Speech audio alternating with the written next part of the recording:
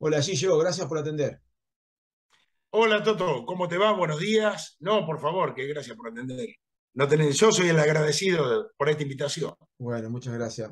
Gillo, nada, me parece interesante tu mirada siendo un peronista de hace mucho tiempo, eh, público, de toda la vida, ¿no? Pero que públicamente se te conoce como un referente del peronismo en Navarro y que estás ejerciendo como concejal, presidente del LO, que has militado durante muchos años, viendo lo que está pasando en el país, que todos sabemos la situación económica, después cada uno puede hacer el análisis que quiera de dónde viene o cuáles son los responsables de una situación económica muy difícil para un sector principalmente, para todo, ¿no? Pero siempre hay quien la sufre más.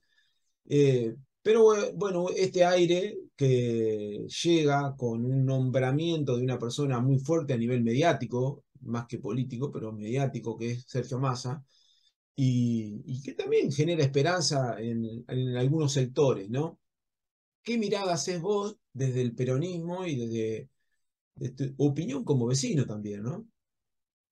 Mira, Toto, antes que nada, por supuesto que uno va haciendo los análisis, uno, por supuesto, de la misma manera que vos, o sea, nosotros vivimos de nuestro laburo, somos clase laburante, y por supuesto que repercute en el bolsillo de todos los vecinos. Te encontrás con precios que sorprenden, te encontrás con que no alcanza para algunas cosas, te encontrás que, o sea, en sí, también por el otro lado vemos que por ahí se profundiza la contención o el ingreso indirecto en algunas familias que por ahí, o sea, se sigue manteniendo por ahí desde las escuelas también a familias que por ahí no tienen posibilidades, se sigue dando diferentes tipos de ayuda que a veces no se entienden, que por supuesto uno de los puntos que va a tratar Massa en esta nueva etapa es la de control de distintos, digamos, distintos planes, planes de potenciar, distintas tipos de ayuda, cooperativas, o sea, el control y, digamos, el real funcionamiento de eso, verlo reflejado en trabajo genuino. Cruce de datos con la base de ANSES, yo creo que está dentro de uno de los puntos que había presentado como pautas a seguir dentro de esto. Eh, por supuesto que también que cuando fue Batakis de Estados Unidos y cuando se habló con el Fondo Monetario, se habló de ciertas pautas para la baja del déficit fiscal, que sobre eso se va a trabajar. Creo que también dentro de eso, aunque iba a anunciar todas las medidas hoy, eh, hicieron un congelamiento que ya lo había hecho Batakis de un congelamiento de ingreso de personas al Estado Nacional, a la Administración Nacional, y bueno, un montón de medidas que lleva esto a que, bueno, ir mejorando la situación. También decirle que, por ejemplo, en la economía, uno de las patas de la economía, yo no soy economista, o sea, por ahí, por lo que me decís, por los 30 y pico de años que tengo de peronismo y por ahí de política y que han dado, una de las patas reales de la economía es la confianza. O sea, los mercados, mientras que no haya confianza, ahí es donde puede llegar a haber un disparador o no de la economía en sí. Yo creo que también tenemos que pensar la economía en macro. O sea, ver en macro, por ahí no verla puntualmente e ir viendo, digamos, cierta desarrollo, empezar con las paridades de acuerdo a los aumentos de los ingresos, digamos, de trabajadores y de todos, o sea, porque acá nosotros no nos tenemos que olvidar que las distintas clases sociales, o sea, tienen sus reclamos y tienen sus problemas, o sea, yo siempre digo de que cada familia y cada persona vive de acuerdo a sus ingresos, o sea, al que más le ingresa tiene más gasto, el que menos le ingresa tiene menos gasto y se tiene que tratar de acomodar y a veces se le dificulta a él muchísimo más, o nosotros la clase trabajadora que lo vemos más impactado, pero yo creo que en esto, tomándolo ahora lo que vos decías de lo mediático y demás, yo creo que digamos que Massa va a dar un toque de confianza que yo creo que los mercados lo que necesitan es confianza. Tampoco no nos pongamos ciegos con la cuestión de los mercados. También lo mismo pasó en el gobierno de Macri, o sea, en el mercado son, en el mercado son 10 vivos que manejan las arcas del país como quieran. O sea, como el otro día escuché a alguien, digamos, que era un poderoso, que decía que a ellos, él tenía su poder, una gran corporación, alguien que manejaba una gran corporación, él tenía su poder y Alberto Fernández tenía un cargo. O sea, esa gente es tan grande el poder que va por sobre los cargos. Un cargo de presidente se lo considera un cargo. Entonces, nos tenemos que dar cuenta también que la parte política es una parte de lo que los grandes poderes nacionales e internacionales manejan. O sea, no escapamos a todo hecho. De hecho, ¿Y vos creés que la llegada de Massa tiene que ver justamente con eso, de que el tipo no tiene una imagen de política de izquierda, social, sino que se lo relaciona más con el empresariado, con el establishment, como se dice, o es parte de él? ¿Creés que tiene que ver con eso? Bueno, la última carta nos jugamos con una persona que por ahí, por el diálogo que tiene con ese sector, puede acomodar el cuadro.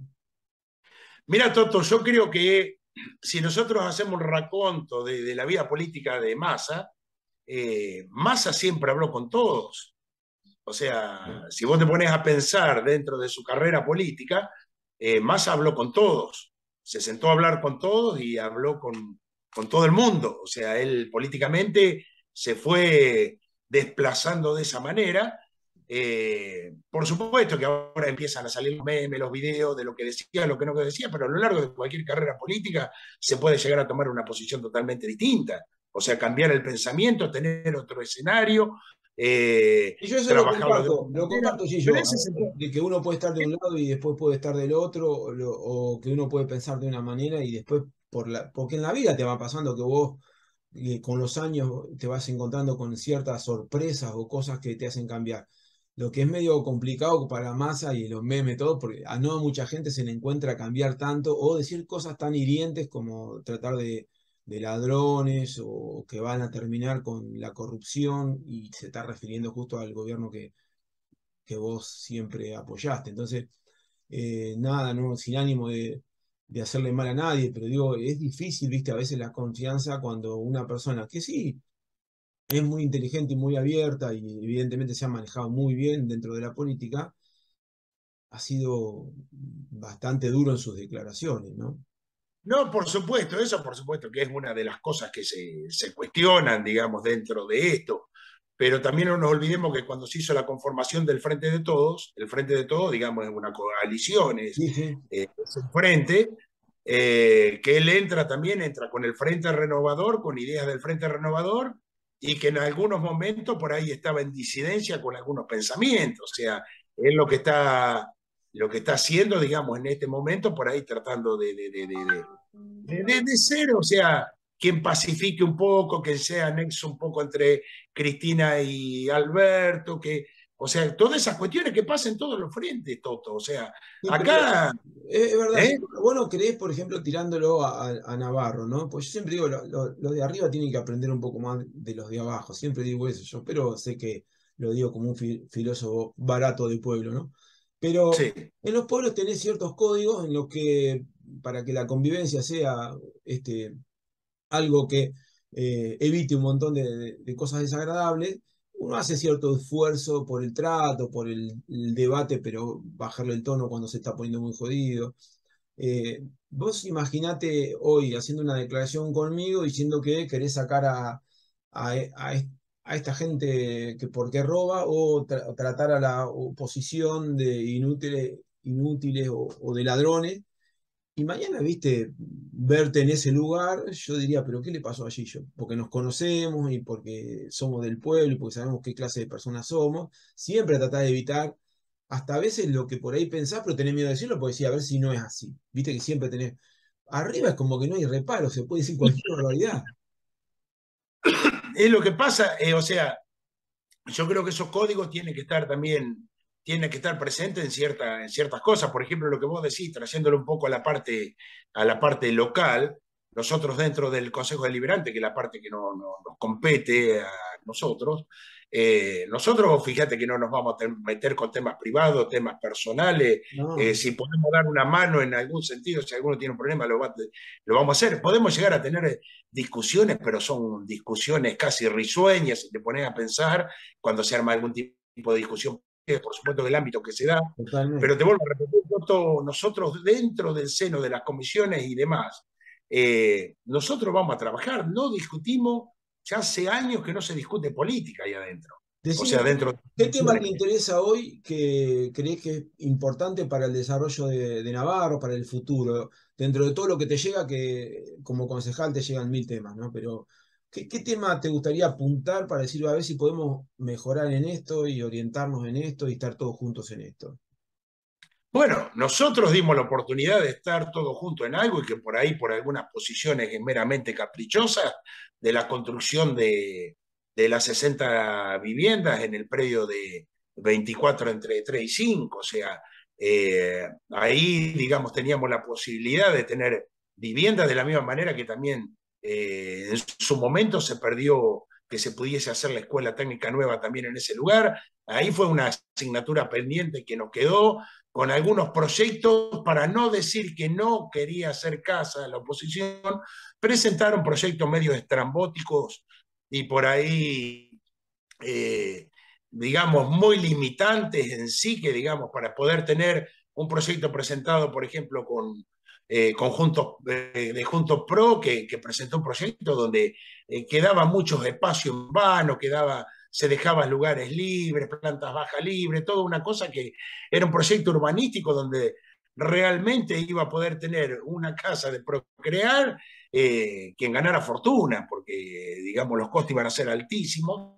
Y acá lo que se buscaba era hacer, digamos, un barrio donde pudiera tener acceso, la idea era donde pudiera tener acceso a integrantes de los gremios, donde se diera participación a los gremios, donde se diera, como se sortean siempre todas las casas, a las distintas partes del pueblo, a distintos componentes de instituciones que trabajan voluntariamente, o sea, apuntar, digamos, ¿por qué no puede estar, digamos, se puede tener un lugar a una cuadra de la plaza? Entonces, esa posición por ahí que se tomó y esa asignatura pendiente que decir, sí que hagan casa, pero por el otro lado presentan todo que es el no, realmente fue una asignatura pendiente que nos quedó, que hacen retroceder quita la posibilidad por ahí, por algunas conveniencias partidarias, la posibilidad de un vecino de por ahí decir, bueno, podés tener la vivienda propia con terreno. Ya. ¿Cuántos vecinos ya se sacaban de encima el problema del terreno? ¿Me entendés? O sea, y más que no tenemos Navarro y sabemos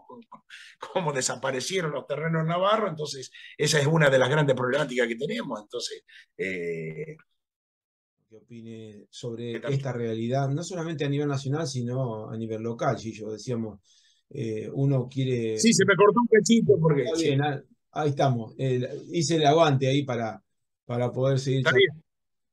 Te preguntaba qué cosas te preocupaban y bueno, te fuiste para el lado de la vivienda, que es una problemática general de hace mucho tiempo en los pueblos como el nuestro, pero también hay otras preocupaciones que tienen que ver. eh, Hay cosas que pasan en todos lados. La seguridad, por ejemplo, es un tema que no escapa a ningún pueblo. Pero también el tema de la economía, ¿no? De que en algún momento el pueblo tenga un parque industrial en pleno desarrollo, con toda la tecnología, que se pueda generar más trabajo a través del turismo, que veo que se le está dando un impulso interesante. Navarro tiene que tener oportunidades para que también al que le vaya bien se pueda tener su casa y pueda tener, o si desea alquilar, pero que viva cómodo y no estar con la soga al cuello. Me parece que está por ahí, ¿no? La energía, la ruta, no hacer ruta por hacer ruta, Yo sino creo que ruta que sí. estamos. Este, Mira, una de las asignaturas pendientes son esas, digamos.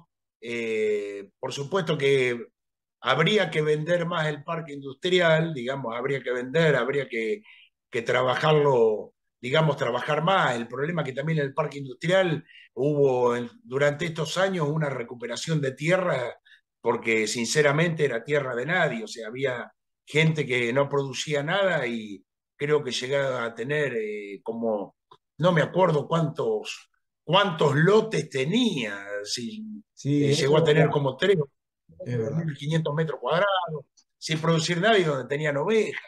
Entonces ahí también hubo toda una recuperación para el parque industrial. También, digamos, una de las cosas que también yo tengo una idea, por ahí es una idea muy particular y que la pienso hace rato de la misma manera que había pensado en su momento cuando estaba en la escuela de arte y oficio, continuar con lo de hace muchísimos años, con lo de escuela de arte y oficio, hasta que se dio después lo del centro de formación profesional. Y bueno, y también, o sea, buscar, digamos, con producción y todo, ver si los mismos municipios pueden generar algún tipo de producción o generar algún tipo de, digamos así, de fábrica, donde vos podés contratar, decís, bueno, contrato 200, 200 personas, tengo 200 familias, y buscar hacer con un estudio de marketing y demás, qué podemos fabricar en Navarro, de acuerdo a la materia prima que tenemos, de acuerdo a las posibilidades, qué podemos fabricar en Navarro para todos los millones de personas que tenemos a 100 kilómetros. ¿Entendés? O sea, esta es otra de las posibilidades que nosotros nos tenemos que meter. No nos olvidemos que nosotros, yendo por Luján, que es por donde permanentemente, o sea, podemos ir y venir, a 120 kilómetros, si nos ponemos a ver, tenemos millones de personas, o lo tenemos también con localidades vecinas también mucho más cerca. Entonces tenemos una oportunidad muy grande de poder vender productos, poder agregar valor en el lugar, con ese agregado de valor a toda la producción que se puede generar acá dentro de Navarro, digamos, y no ser por ahí un mero proveedor de materias primas. O sea, esto es lo que tiene que pasar también a nivel país, es lo mismo que también dijo en su momento, no lo dije yo, ni lo dijo, nos remontamos a Belgrano, que fue una de las cosas, que fue también otro de los temas también de por qué los ingleses vinieron con sus invasiones inglesas, para que sigamos haciendo lo que estamos haciendo ahora, o sea, seguir con la provisión de materia prima al mundo. Entonces, esa materia prima tenemos que industrializarla y buscar la manera de generar fuentes de trabajo. Una de las cosas que había pensado dentro, como te había dicho, dentro de lo que había pensado en ese momento que parecía una locura, era reflotarlo de la Escuela de Artes y Oficios y pensar también, pensar en empresas del Estado dentro a nivel municipal, ¿entendés, Toto? O sea,